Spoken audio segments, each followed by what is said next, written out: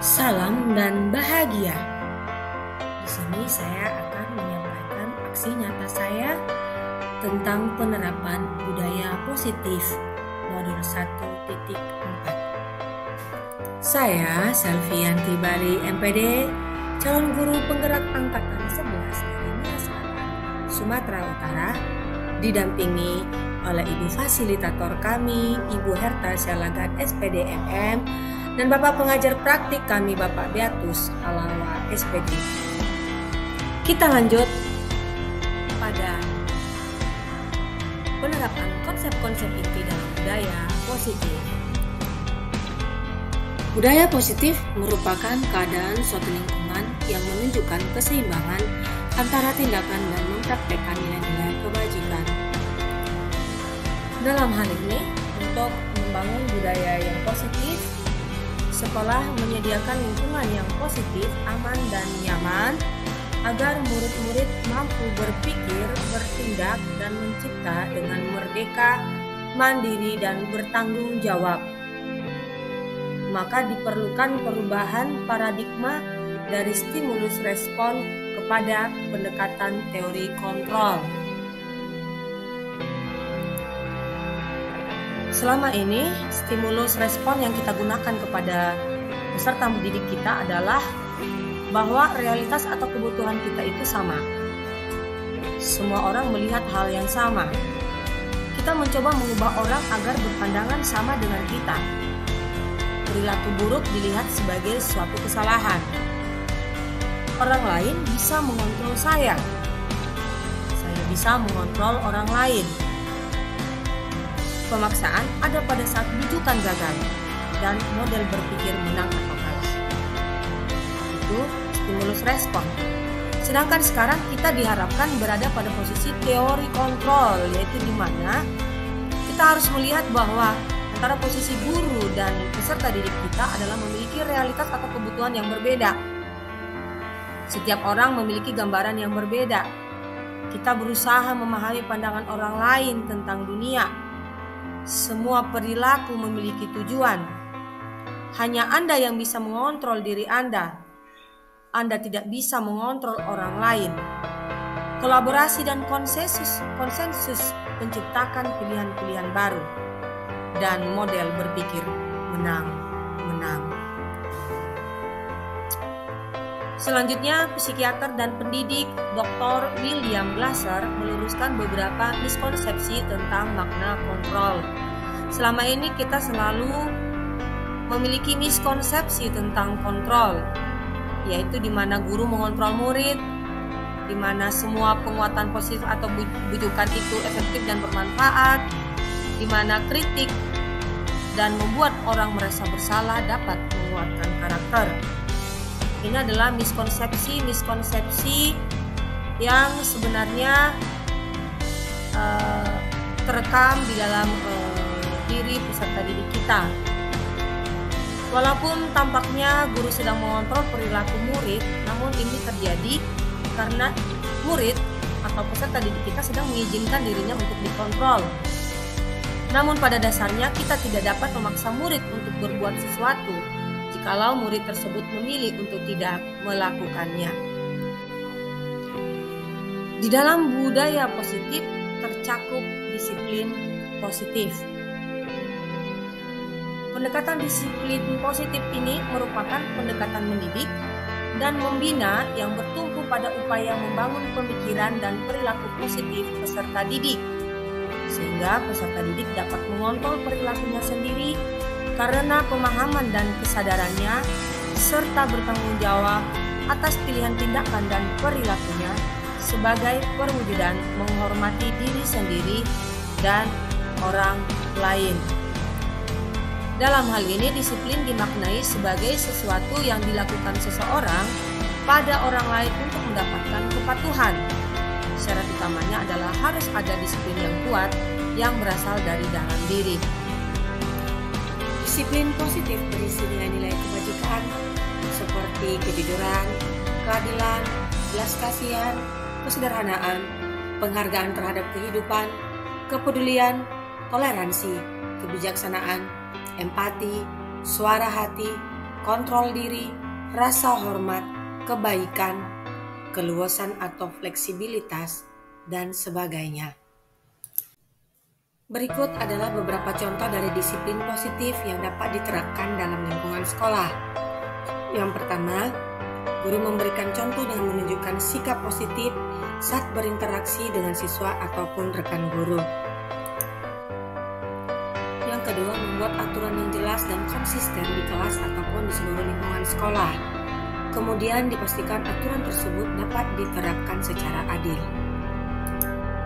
Yang ketiga, memberikan bimbingan positif pada siswa daripada memberikan hukuman.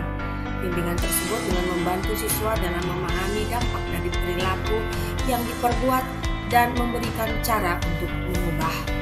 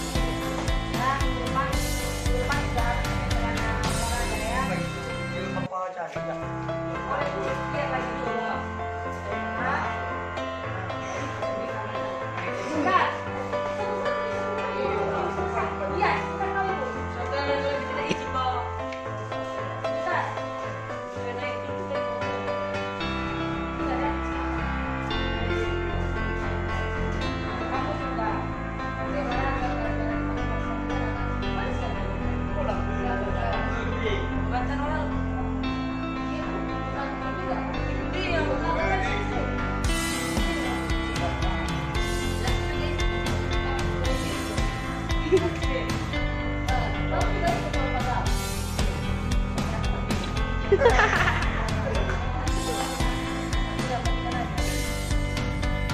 keempat, memberikan tanggung jawab pada siswa dalam pengelolaan kelas. Hal ini berfungsi untuk menciptakan rasa kepemilikan dan bertanggung jawab setiap siswa.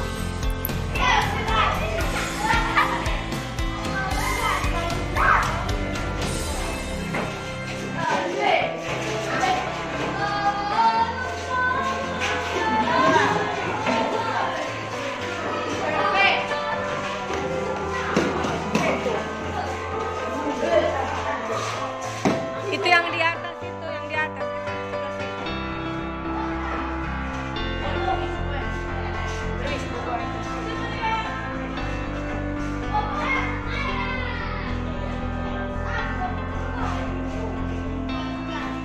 Ada.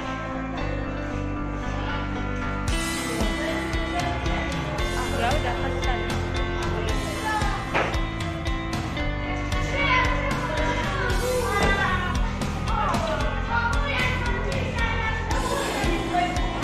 Udah semua. Siapa lagi?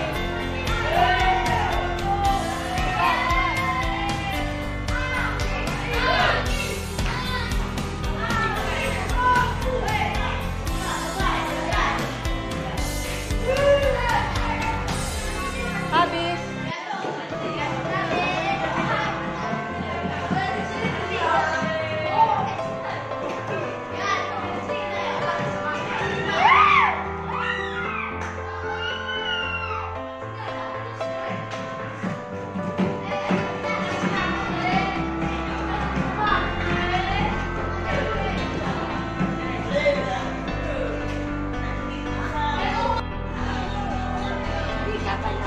Dibersihkan, sudah disapu lantainya, sudah. Kelas 9 sudah. Kelas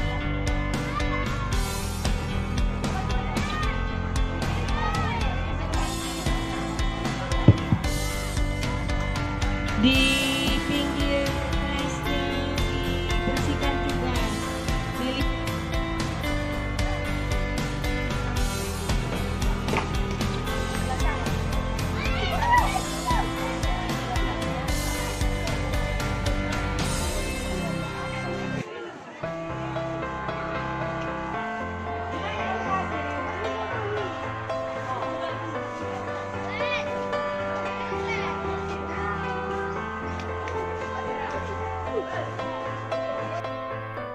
Sekarang kita akan membahas 3 motivasi perilaku manusia, yaitu menghindari hukuman atau ketidaknyamanan, mendapatkan imbalan atau penghargaan, dan menjadi orang yang mereka inginkan dan menghargai diri sendiri dengan nilai-nilai yang mereka percaya.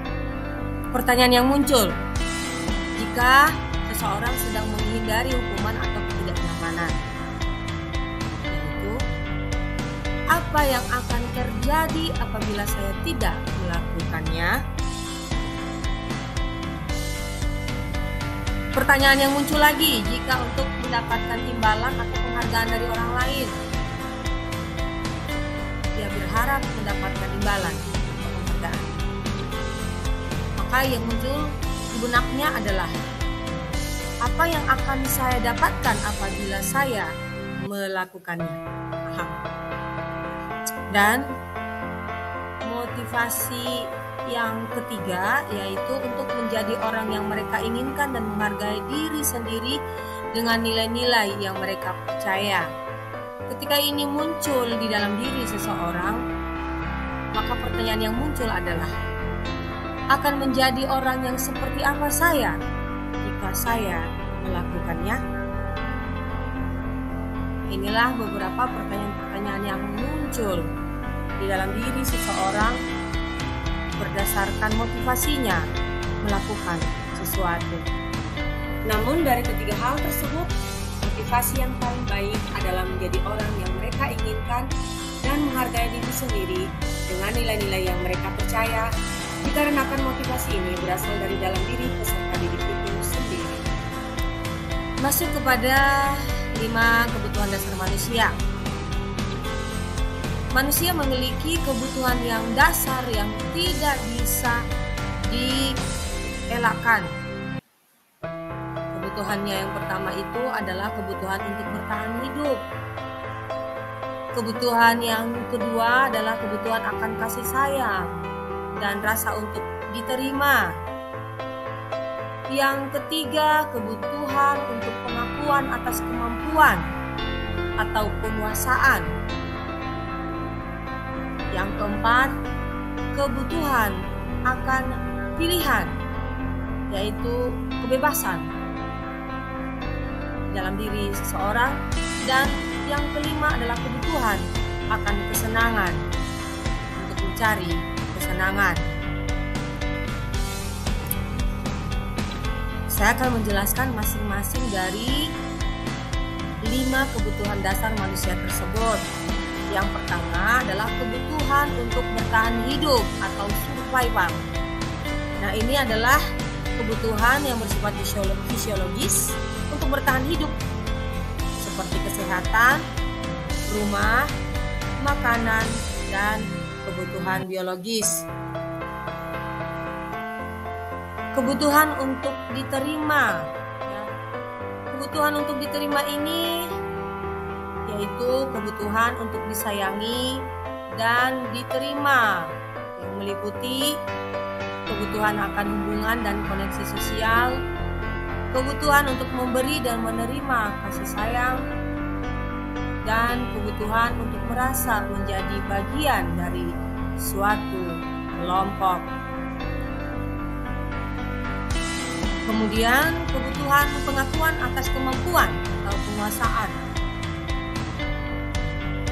Ini merupakan kebutuhan yang berhubungan dengan kekuatan untuk mencapai sesuatu, menjadi kompeten, menjadi terampil, diakui atas prestasi dan keterampilan kita, didengarkan dan memiliki rasa harga diri yang meliputi keinginan untuk dianggap berharga, bisa membuat perbedaan, bisa membuat pencapaian, kompeten, diakui, dihormati, self-esteem, dan keinginan untuk meninggalkan pengaruh. Kemudian masuk kepada kebutuhan akan pilihan atau kebebasan.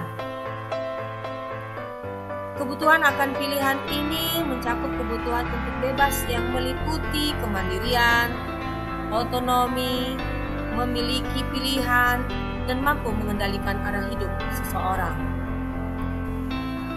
Dan kebutuhan untuk merasa senang atau kesenangan, yaitu kebutuhan untuk mencari kesenangan, bermain, dan tertawa tanpa beban. Dari disiplin positif, nilai-nilai kebajikan, motivasi perilaku manusia, dan kebutuhan dasar manusia, sekarang kita masuk pada 5 posisi kontrol guru yang dilakukan kepada peserta didik.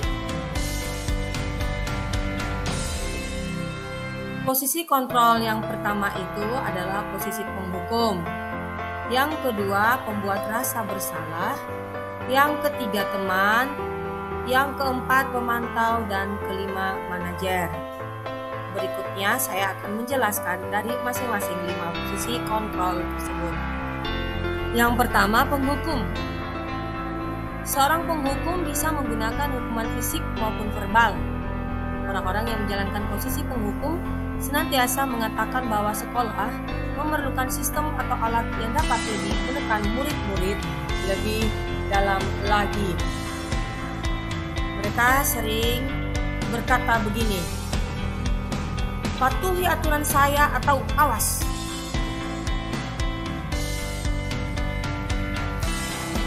Bisa juga kalimat yang lain adalah kamu selalu saja salah, atau selalu, pasti selalu yang terakhir selesai. Ini adalah contoh kalimat sebagai penghukum. Yang kedua, membuat rasa bersalah. Pada posisi ini biasanya guru akan bersuara lebih lembut. Membuat rasa bersalah akan menggunakan keheningan yang membuat orang lain merasa tidak nyaman, bersalah, atau rendah diri. Kalimat-kalimat yang muncul biasanya yang pertama, ibu sangat kecewa sekali dengan kamu.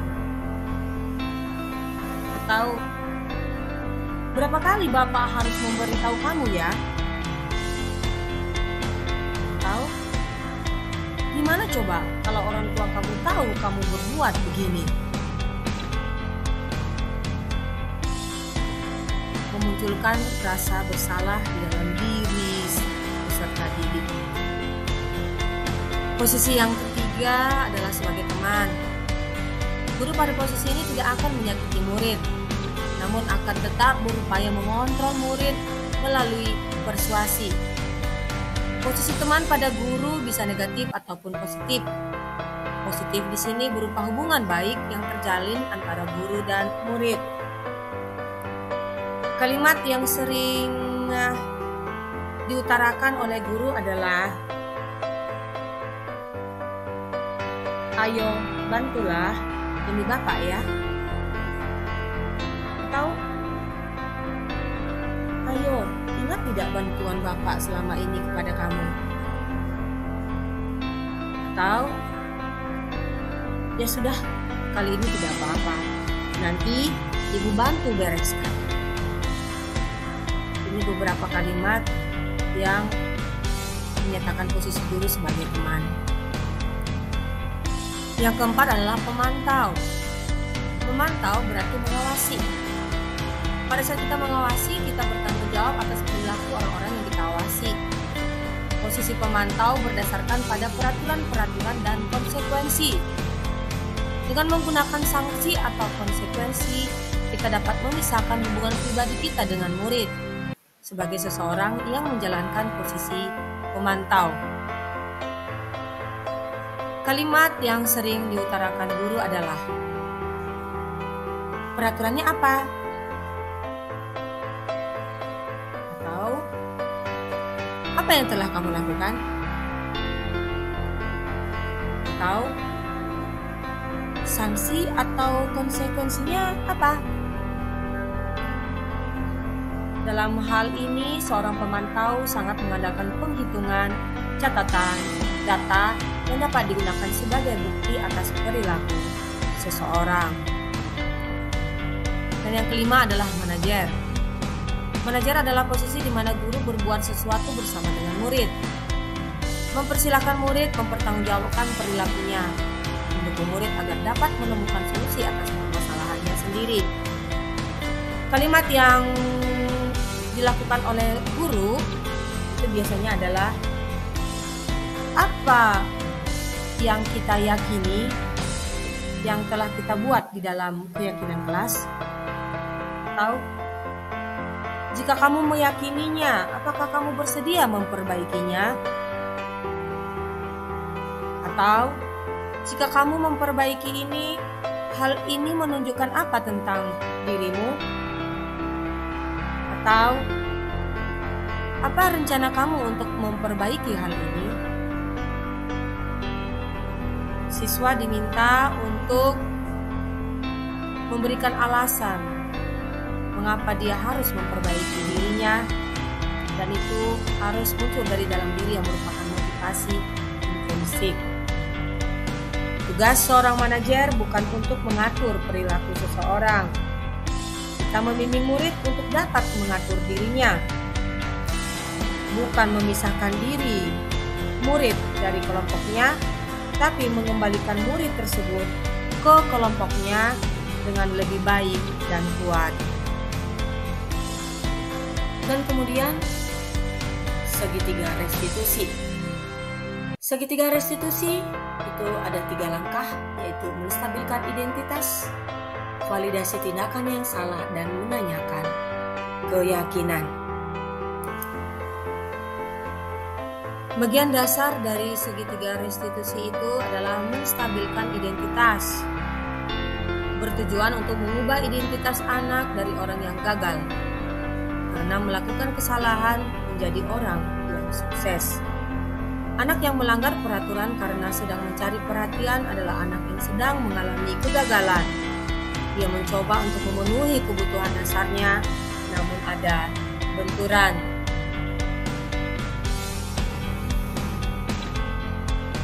Kalau kita mengkritik seorang murid, maka kita akan tetap membuatnya dalam posisi gagal. Kita harus meyakinkan anak dengan cara mengatakan kalimat berikut. Misalnya, berbuat salah itu tidak apa-apa. Tidak ada manusia yang sempurna. Saya juga pernah melakukan kesalahan seperti itu. Kita bisa menyelesaikan ini. Ibu tidak tertarik mencari siapa yang salah, tapi ibu ingin mencari solusi dari permasalahan ini. Kamu berhak merasa begitu? Atau apakah kamu sedang menjadi teman yang baik buat dirimu sendiri? Kalimat ini membuat siswa bisa menstabilkan identitas di dalam dirinya. Setelah menstabilkan identitas peserta didik, kita memvalidasi tindakannya yang salah. Setiap tindakan kita dilakukan dengan suatu tujuan, yaitu memenuhi kebutuhan dasarnya. Kalau kita memahami kebutuhan dasar apa yang mendasari sebuah tindakan, kita akan bisa menemukan cara-cara paling efektif untuk memenuhi kebutuhan tersebut. Contoh kalimat yang baik yang bisa kita gunakan untuk memvalidasi tindakan peserta didik yang salah adalah bisa. Yang pertama, kamu bisa saja bertindak lebih gegabah lagi dari ini. Atau, kamu bukan melakukannya tanpa suatu alasan tertentu. Atau, kamu melakukannya karena mempertahankan sesuatu yang penting bagimu. Atau, mungkin kamu bisa mempelajari suatu perilaku baru yang lebih efektif. Bersediakah kamu mempelajarinya?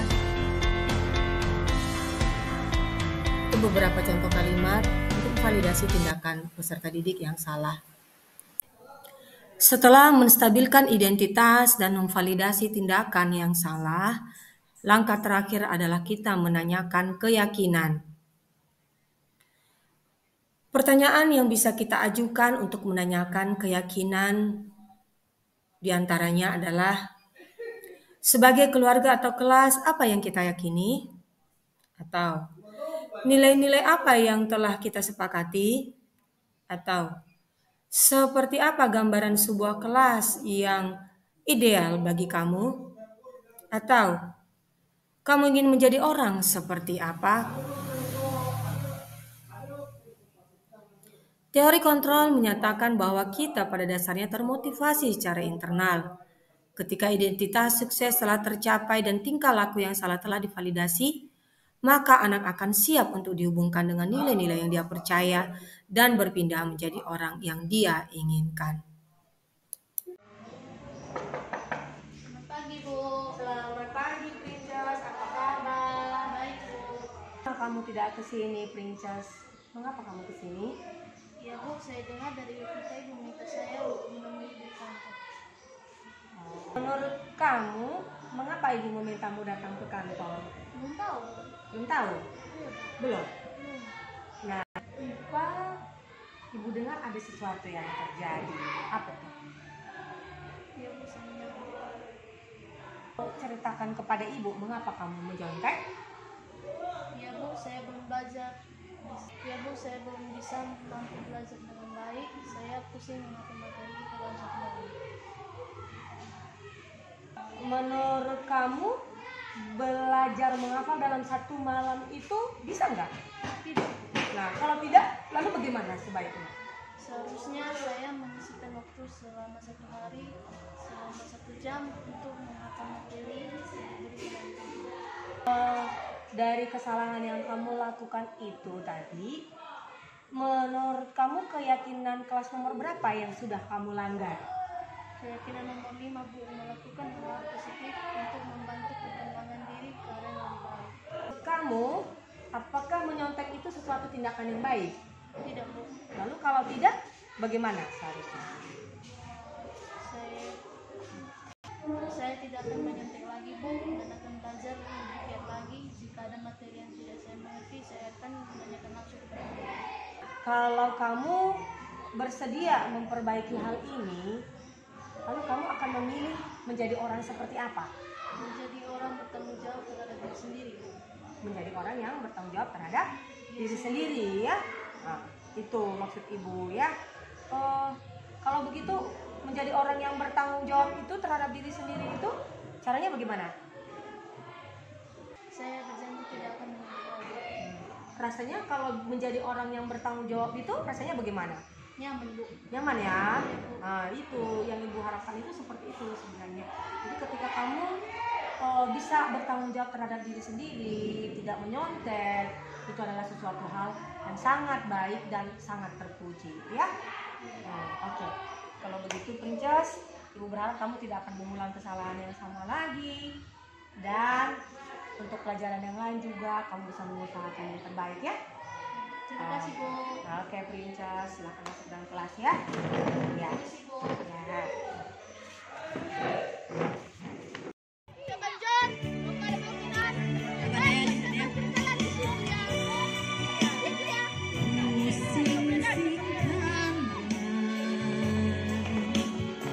Rawe-rawe nantang, malang-malang tugas denganmu.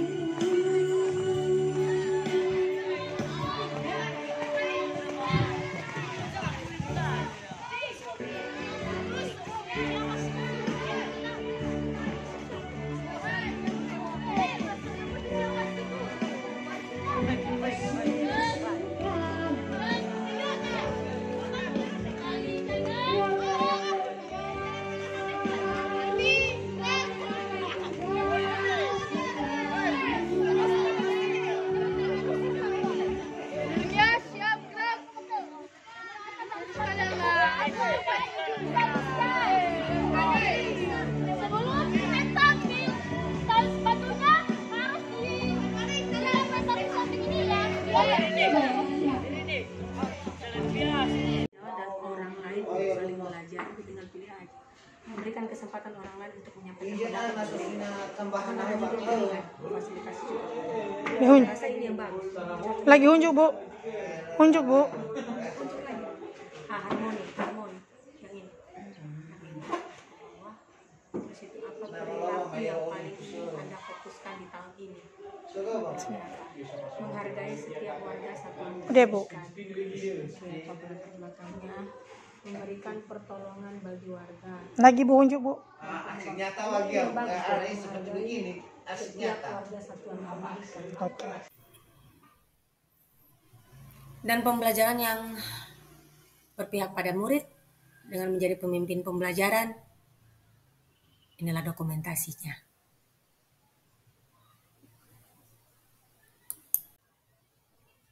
Dan di sini saya akan membagikan pemahaman dan pengalaman mengenai budaya positif kepada rekan-rekan di SMP Negeri 2 Teluk Dalam. Silakan disimak. Rekan-rekan semua, teman-teman hebat di SMP Negeri 2 Teluk Dalam. Perkenalkan, saya Selviani Bali, calon guru penggerak angkatan 11 dari SMP Negeri 2 Teluk Dalam. Tergerak, bergerak, dan menggerakkan. Itu adalah moto guru, tergerak, bergerak, dan menggerakkan. Teman-teman semua, saya berdiri di sini bukan karena saya merasa hebat, tetapi karena saya merasa perlu untuk menyampaikan hal ini mengenai budaya positif di sekolah kepada teman-teman semua.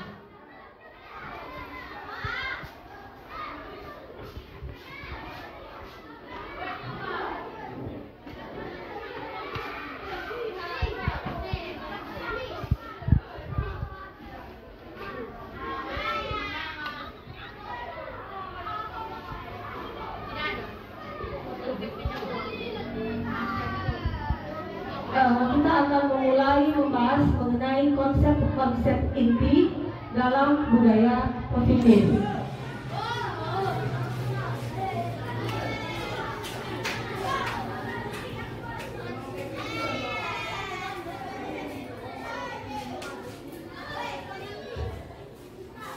Budaya positif merupakan keadaan suatu lingkungan yang menunjukkan keseimbangan antara tindakan dan mempraktekkan nilai-nilai kebajikan.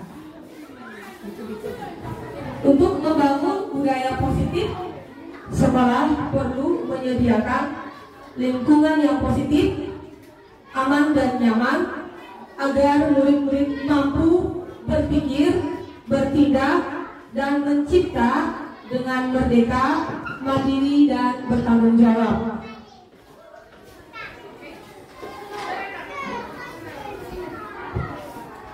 Dalam hal ini, sebagai seorang guru, kita harus mampu mengubah paradigma kita dari stimulus respon kepada teori kontrol.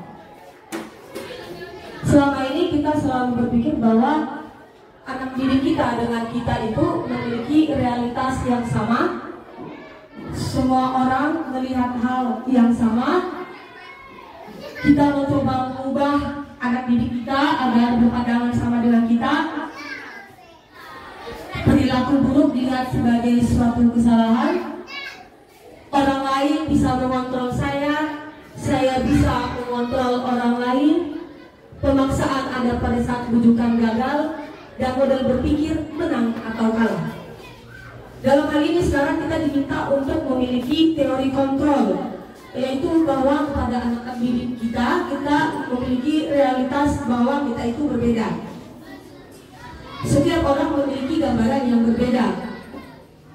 Kita berusaha memahami pandangan orang lain tentang dunia. Semua perilaku memiliki tujuan. Hanya Anda yang bisa mengontrol diri Anda. Anda tidak bisa mengontrol orang lain. Kolaborasi dan konsensus menciptakan pilihan-pilihan baru, dan model berpikir menang-menang. Tidak ada yang kalah, kita menang-menang. Begitu. Ya. Selama ini kita selalu punya miskonsepsi tentang makna kontrol. Ya. Makna kontrol, kita sebagai guru kita sering mengontrol murid. Nah, sebenarnya pada dasarnya kita tidak dapat memaksa murid untuk berbuat sesuatu jikalau mereka memilih untuk tidak melakukannya. Walaupun sebenarnya guru sedang mengontrol perilaku murid. Hal demikian terjadi karena murid sedang mengizinkan dirinya dikontrol. Jadi kalau murid sedang mengizinkan dirinya dikontrol, maka berlakulah inilah miskonsepsi yang selama ini kita punya, yaitu bahwa guru mengontrol murid. Berikutnya adalah bahwa semua penguatan positif atau bujukan itu efektif dan bermanfaat. Nah, di sini kita menggunakan kritik dan rasa bersalah untuk mengontrol murid menuju pada identitas gagal. Mereka belajar untuk merasa buruk tentang diri mereka. Mereka mengembangkan dialog diri yang negatif. Kadang kala sulit bagi guru untuk mengidentifikasi bahwa mereka sedang melakukan perilaku ini, karena seringkali guru cukup menggunakan suara halus untuk menyampaikan pesan negatif. Masuk pada miskonsepsi yang ketiga, yaitu kritik dan membuat orang merasa bersalah dapat mengeluarkan karakter. Nah, di sini banyak orang dewasa percaya bahwa mereka memiliki tanggung jawab untuk membuat murid-murid berbuat hal-hal tertentu. Adapun yang dilakukan dapat diterima selama ada sebuah kemajuan berdasarkan sebuah pengukuran kinerja. Dari budaya positif tadi kita masuk ke disiplin positif. Nah, disiplin itu dimaknai sebagai sesuatu yang dilakukan seseorang pada orang lain untuk mendapatkan kepatuhan. Syarat utamanya adalah harus ada disiplin yang kuat yang berasal dari dalam diri. Jadi disiplin itu sebenarnya berasal dari dalam diri, motivasi dalam diri. Orang tidak bisa dipaksa untuk disiplin, itu harus dari dalam dirinya. Nah, disiplin positif ini berisi nilai-nilai kebajikan. Nilai-nilai kebajikan itu adalah kejujuran, keadilan, belas kasihan, kesederhanaan, penghargaan terhadap kehidupan, kepedulian, toleransi, kebijaksanaan, empati, suara hati, kontrol diri, rasa hormat, kebaikan, keluasan, dan sebagainya. Jadi disiplin positif tidak akan terlaksana jika nilai-nilai kebajikan tersebut tidak dimiliki. Nah, ini beberapa contoh dari disiplin positif di lingkungan sekolah. Guru memberikan contoh dengan menunjukkan sikap positif saat berinteraksi dengan siswa ataupun sesama guru. Jadi kita berinteraksi, kita tidak ada gap antara siswa dengan kita.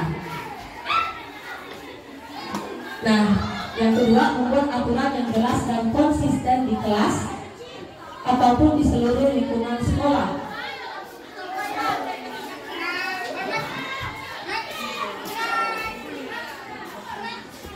Kemudian dipastikan aturan tersebut dapat diterapkan secara adil. Nah, di sini ada keyakinan kelas.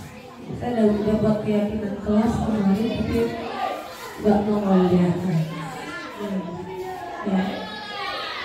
Nah, ini saya meminta siswa untuk menempelkan post-it yang kertas berwarna post-it yang berisi keyakinan kelas yang mereka inginkan dilaksanakan dalam pembelajaran matematika. Jadi misalnya kalau pembelajaran matematika tugas apa konsekuensi atau sanksi yang saya dapatkan apabila saya tidak mengerjakan tugas, atau apabila saya tidak masuk kelas bagaimana. Jadi anak-anak yang akan menyampaikan di dalam keyakinan kelas itu bahwa saya harus mengikuti pembelajaran sampai selesai. Saya tidak boleh keluar masuk di dalam kelas.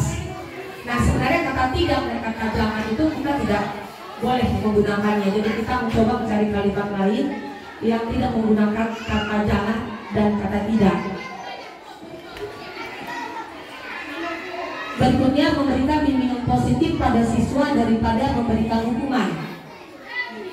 Nah, selama ini kita sering buat hukuman, tapi hukuman itu sebenarnya hanya akan menekan anak-anak, sehingga anak-anak ini kalau kita menyelidiki, kalau kita coba cari tahu dari dalam dirinya, kita panggil sendiri, dia pasti akan memberitahu kepada kita bahwa sebenarnya dia tidak suka dihukum. Itu, tetapi ya namanya kita kepada siswa, kita tentu lebih tahu sistem yang mana yang lebih tepat yang kita bisa gunakan kepada siswa, sehingga mereka bisa memberikan perlakuan yang baik. Yang keempat, memberikan tanggung jawab pada siswa dalam pengelolaan kelas. Hal ini berfungsi untuk menciptakan rasa kepemilikan dan tanggung jawab setiap siswa. Nah, di sini saya dalam pembelajaran saya meminta mereka berkelompok, sehingga yang mampu saya kelompokkan tersendiri dan yang tidak saya kelompokkan tersendiri. Jadi yang kalau dia bisa perkalian, maka saya kondisikan satu tempat. Yang tidak, saya harus usahakan bagaimana cara supaya mereka mampu untuk perkalian. Nah, di sini juga kemarin disiplin positif, ya. Kita meminta anak-anak membiasakan bersih dan membuang sampah pada tempatnya. Itu termasuk salah satu disiplin positif yang harus kita terapkan kepada anak-anak.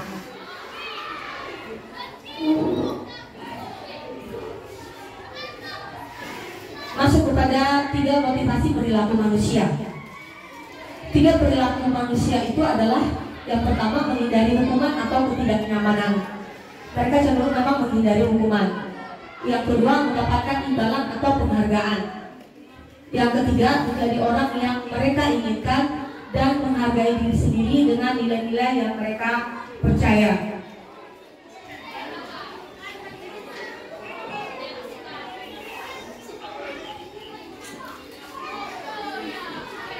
Pertanyaan yang muncul jika menghindari hukuman atau ketidaknyamanan. Pertanyaan yang sering muncul adalah, apa yang akan terjadi apabila saya tidak melakukannya? Jika saya tidak melakukannya, apa yang akan terjadi? Jadi, supaya saya tidak dihukum, maka saya harus menghindar. Caranya bagaimana? Itu pertanyaan yang akan muncul. Yang kedua, pertanyaan yang muncul jika untuk mendapatkan imbalan atau penghargaan dari orang lain adalah, apa yang akan saya dapatkan? Apa yang akan saya dapatkan apabila saya melakukannya? Nah, ini diharapkan anak-anak dan sampai berpikir seperti begitu, supaya motivasi dalam dirinya itu lebih banyak muncul untuk mendapatkan sesuatu karena ingin mendapatkan ilmu atau yang berguna untuk masa depannya. Yang ketiga, pertanyaan yang muncul, jika untuk menjadi orang yang mereka inginkan dan menghargai diri sendiri dengan nilai-nilai yang mereka percaya. Pertanyaan yang muncul adalah, akan menjadi orang yang seperti apa saya jika saya melakukannya? Nah, berarti dari dalam diri akan menjadi orang seperti apa saya? Di dalam dirinya dia berpikir, saya akan jadi apa jika saya melakukan hal tersebut. Nah, dari ketiga motivasi tersebut, maka motivasi yang paling baik adalah menjadi orang yang mereka inginkan dan menghargai diri sendiri dengan nilai-nilai yang mereka percaya, dikarenakan motivasi ini berasal dari dalam diri peserta didik itu sendiri.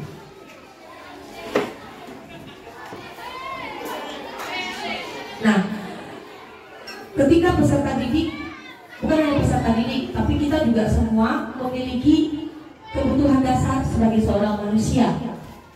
Kebutuhan dasar yang pertama adalah kebutuhan untuk bertahan hidup. Yang kedua adalah kebutuhan akan kasih sayang dan rasa diterima. Kebutuhan yang ketiga adalah penguasaan. Keempat, kebebasan, dan kelima, kesenangan. Ini adalah kebutuhan dasar manusia. Dan ketika kebutuhan ini salah satunya tidak terpenuhi, maka dia kecenderungan berontaknya itu ada. Nah, kebutuhan untuk bertahan hidup itu adalah menyangkut kesehatan, rumah, makanan, dan kebutuhan biologis. Kebutuhan untuk diterima itu adalah kebutuhan akan hubungan dan koneksi sosial, kebutuhan untuk memberi dan menerima kasih sayang, dan kebutuhan untuk merasa menjadi bagian dari suatu kelompok. Ini adalah kebutuhan dasar dari seseorang. Yang ketiga, kebutuhan pengakuan atas kemampuan atau penguasaan. Nah, di sini manusia itu dia memiliki kebutuhan akan kekuatan untuk mencapai sesuatu. Jadi kalau dia tidak mencapai sesuatu, rasanya gimana gitu? Dia ingin mendapatkan sesuatu. Dia ingin menjadi kompeten. Dia ingin menjadi terampil. Dia ingin diakui atas prestasi dan keterampilannya. Dia ingin didengarkan. Dan dia ingin memiliki rasa harga diri. Dan itu memang sudah ada dalam diri seseorang. Kebutuhan akan pilihan atau kebebasan. Kebutuhan akan pilihan itu adalah kemandirian, otonom, memiliki pilihan, mampu mengendalikan arah hidup seseorang. Dan yang berikutnya adalah yang terakhir, kebutuhan untuk merasa senang atau kesenangan. Jadi manusia ini ingin mencari kesenangan, ingin bermain, ingin tertawa. Dan kesenangan ini semua orang ingin sekali. Kalau boleh pun sepanjang hari ingin ketawa dan mau senang aja, ingin kali rasanya. Tetapi kan kadang situasi kondisi tidak sesuai dengan apa yang kita harapkan. Nah, masuk ke dalam 5 posisi kontrol seorang guru. 5 posisi kontrol seorang guru itu yaitu yang pertama penghukum, yang kedua pembuat rasa bersalah, yang ketiga sebagai teman, yang keempat pemantau, dan yang kelima manajer. Penghukum. Seorang penghukum bisa menggunakan hukuman fisik maupun verbal. Orang-orang yang menjalankan posisi penghukum senantiasa mengatakan bahwa sekolah memerlukan sistem atau alat yang dapat lebih menekan murid-murid lebih dalam lagi. Itu posisi penghukum. Posisi pembuat rasa bersalah. Pada posisi ini biasanya guru akan bersuara lebih lembut. Pembuat rasa bersalah akan menggunakan keheningan yang membuat orang lain merasa tidak nyaman, bersalah, atau rendah diri.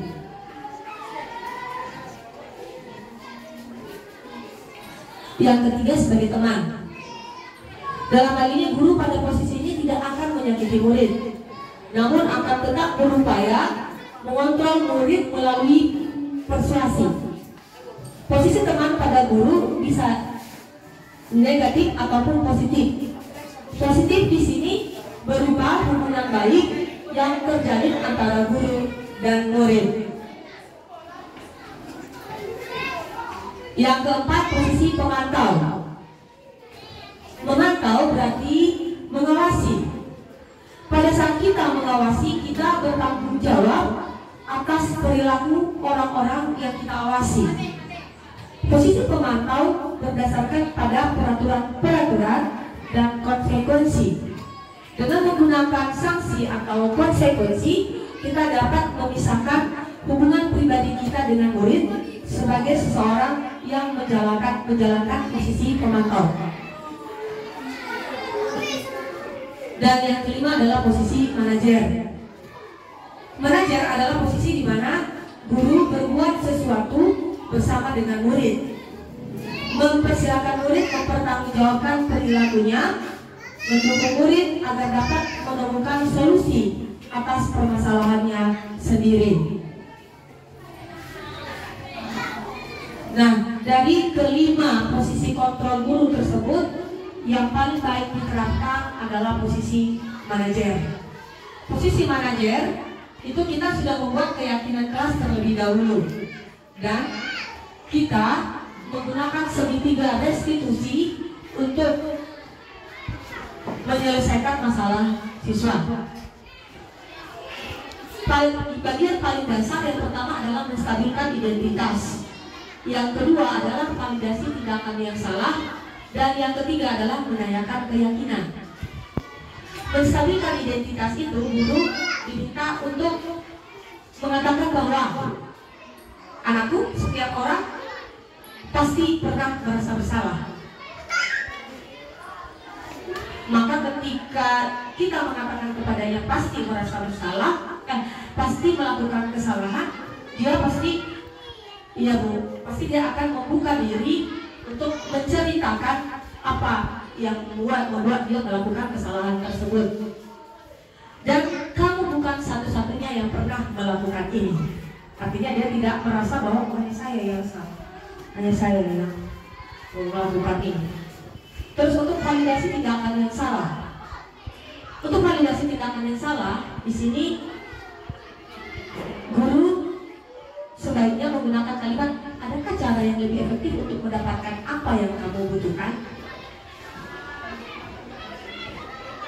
Adakah cara yang lebih efektif untuk mendapatkan apa yang kamu butuhkan? Betul. Terus kamu tentu punya alasan mengapa melakukan hal tersebut. Dua pertanyaan ini adalah validasi tindakan yang salah yang kita lakukan terhadap peserta didik. Yang ketiga adalah menanyakan keyakinan. Nah, di sini guru mengatakan, kamu ingin menjadi orang yang seperti apa? Keyakinan kelas apa yang telah kita sepakati? Nah, pada saat kita membuat keyakinan kelas, di antara sekian banyak keyakinan kelas yang telah kita buat, tentu ketika dia melakukan kesalahan itu pasti ada salah satu yang telah dilanggarnya. Maka kita bertanya kepadanya, keyakinan kelas yang mana yang kamu sudah langgar? Nah, itu kan keyakinan kelas kita yang buat di dalam kelas. Lalu kenapa kamu langgar? Sehingga dia akhirnya menunjukkan, iya Bu, saya tidak akan mengulanginya lagi, dan saya akan berbuat lebih baik lagi. Saya akan menghadap guru sehingga saya bisa mendapatkan maaf dari guru, dan jika ada konsekuensi dari apa yang telah saya lakukan, guru bisa memberikan konsekuensi atau sanksi dari apa yang telah saya lakukan tersebut. Nah, di sini di bagian menstabilkan identitas bertujuan untuk mengubah identitas anak dari yang gagal karena melakukan kesalahan menjadi orang yang sukses. Anak yang melanggar peraturan karena sedang mencari perhatian adalah anak yang sedang mengalami kegagalan. Dia mencoba untuk memenuhi kebutuhan dasarnya, namun ada benturan. Untuk validasi tindakan yang salah, setiap tindakan kita dilakukan dengan satu tujuan, yaitu memenuhi kebutuhan dasar. Kalau kita memahami kebutuhan dasar apa yang mendasari sebuah tindakan, kita akan bisa menemukan cara-cara paling efektif untuk memenuhi kebutuhan tersebut. Sedangkan untuk menanyakan keyakinan, teori kontrol menyatakan bahwa kita pada dasarnya termotivasi secara internal. Ketika identitas sukses telah tercapai, yaitu langkah pertama tadi mengenai menstabilkan identitas, dan yang kedua adalah validasi tindakan yang salah, maka anak akan siap untuk dihubungkan dengan nilai-nilai yang dia percaya dan berpindah menjadi orang yang dia inginkan.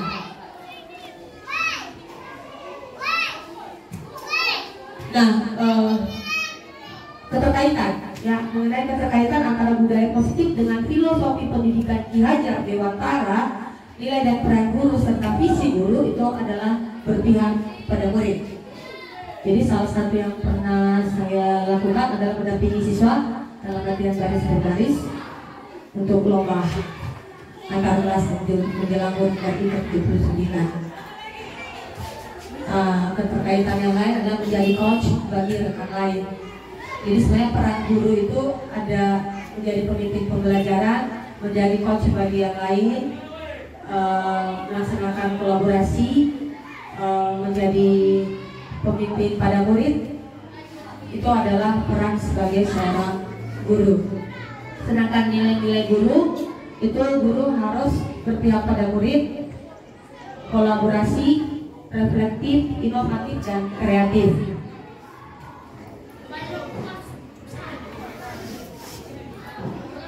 Oke, teman-teman, itulah tadi penjelasan singkat dari saya mengenai budaya positif yang harus kita laksanakan kepada peserta didik kita di sekolah. Sekian dan terima kasih. Jika ada yang mau bertanya, silakan. Dengan senang hati saya izinkan. Kemarin kita sempat bahas, mungkin ini juga penting untuk disampaikan.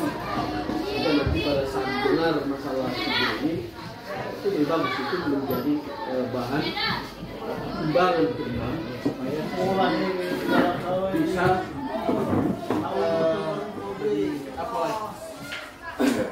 begini.